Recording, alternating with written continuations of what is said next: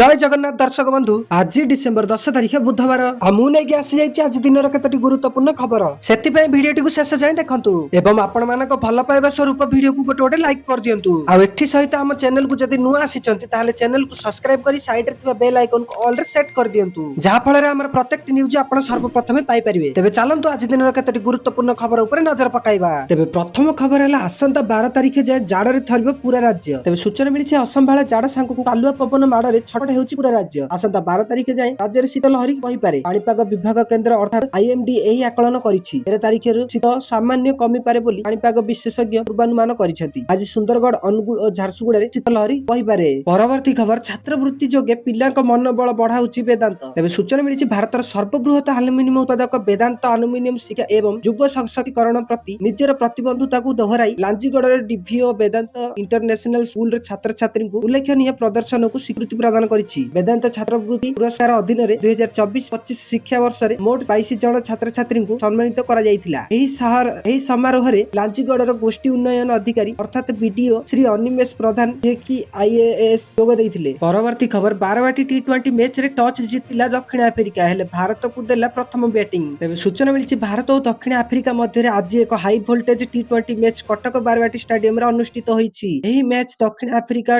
Toss जीति भारत को batting करिवार सुजोग देइछि तथा मैच पई कमिशन रेट पुलिस पक्षर ट्विन सिटी रे सुरक्षा व्यवस्था को अत्यंत कड़ाकड़ी करा जायछि आ शांति श्रृंखला रक्षा पई मोट 70 प्लाटून फोर्स मुतयन करा जायछि सेही परि कटक रेल स्टेशन रे मध्ये जीआरपी और आरपीएफ पक्षर स्वतंत्र टीम नियोजित अछंती परवर्ती खबर आ सुधुरुनी इंडिगो समस्या तेबे सूचना मिलिछि इंडिगो समस्या को नै एबे भारत विमान चलाचल क्षेत्र रे अस्थिरता लागि रहिछि आ एहारी मध्ये रे बेसामरिक विमान चलाचल मंत्रालय विमान कंपनी विरुद्ध रे कठोर कार्यानुष्ठान ग्रहण करिछि तथा बेसामरिक विमान चलाचल निर्देशालय अर्थात डीजीसीए एक दृढ़ अभिमुख्य ग्रहण करी इंडिगो को एहार उड़ान सूची 5% ह्रास करने को निर्देश देइछि परवर्ती खबर अष्टम वेतन कमिशन को नहीं आसिला बड़ अपडेट तेबे सूचना मिलिछि अष्टम वेतन कमिशन संपर्क में केंद्रीय कर्मचारी एवं पेंशन भोगी मध्य आलोचना चली सोमवार दिन लोकसभा अर्थ राष्ट्र मंत्री पंकज चौधरी लिखित उत्तर में यही सूचना दी जाइछि तथा नूतन वेतन कमिशन सुपारिश केबे कार्यकारी हेबो एवं केते हिताधिकारी एथिरे शामिल हेबे बोली ताकू पचरा जाइतिला अष्टम वेतन कमिशन कार्यकारी करने संपर्क में एक तालिका चिन्हित प्रश्नर उत्तर देई मंत्री कहिसेंति जे कमिशन पूर्व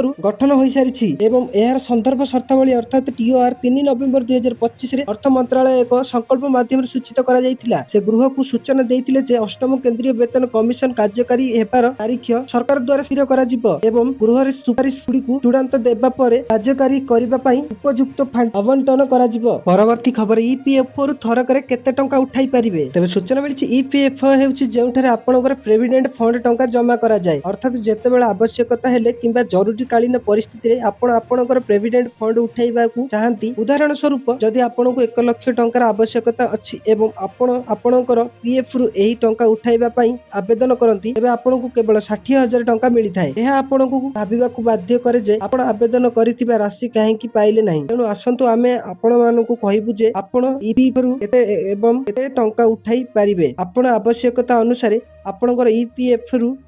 टंका उठाई पारिबे किछि आवश्यकता पई अर्थात जेपरी असुस्थता विवाह किंबा घर किनिबा संपूर्ण परिमाणर 100% रु पर्यंत टंका उठाई पारिबो तथापि केतेक समय रे केवल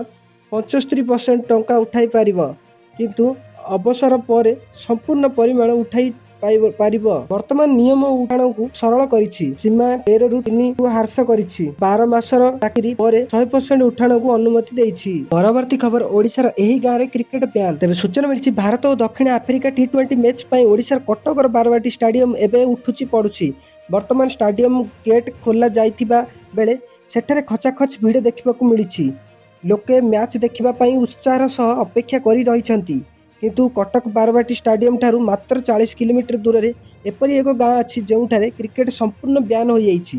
जगतसिंहपुर जिल्लार नुआगढ़ गाँ को थरे क्रिकेट हब भाव में विवेचना करा जाउथिला किंतु गत 21 वर्ष धरी सही गाँर लोक मैंने बैटिंग किंबा बॉल छुईबा को मध्य भय करुछंती आउ एहा पछर कारण हेउछि 1 मार्च 2004 र सही कला दिन जी समग्र गाँर संपूर्ण क्रिकेट दल को छड़ई नैथिला 2004 मसीहार सही दुखद घटना जहाँ पूरा गाँर इतिहास बदलाई देइथिला ଉତ୍କଳମଣି କ୍ରିକେଟ କ୍ଲବର ଏକ ଦଳ ନୂଆଗଡ଼ର 13 ଜଣ ଯୁବ ଖେଳାଳି ଏକ ସ୍ଥାନୀୟ ଟୁର୍ଣ୍ଣାମେଣ୍ଟ ଫାଇନାଲ ଖେଳିବା ପାଇଁ କଳା ମହାକାଳପଡ଼ାକୁ ଯାତ୍ରା କରୁଥିଲେ। ରାସ୍ତାଟି ପାଣିରେ ସମ୍ପୂର୍ଣ୍ଣ ବୁଡ଼ି ଯାଇଥିଲା। ମହାନଦୀର ବାହାଗୁଡ଼ା ଘାଟରେ ଡଙ୍ଗାଟି ଓଲଟି ପଡ଼ିଯାଇଥିଲା ଏବଂ ସମସ୍ତ 13 ଜଣ ଖେଳାଳି ବୁଡ଼ି ଯାଇଥିଲେ। ଏହି ଭୟଙ୍କର ଘଟଣା ପରେ ଗାଁର ଲୋକେ ମିଳିତ ଭାବରେ ସେଠାରେ ଆଉ କ୍ରିକେଟ ନ ଖେଳିବା ପାଇଁ ନିଷ୍ପତ୍ତି ନେଇଥିଲେ।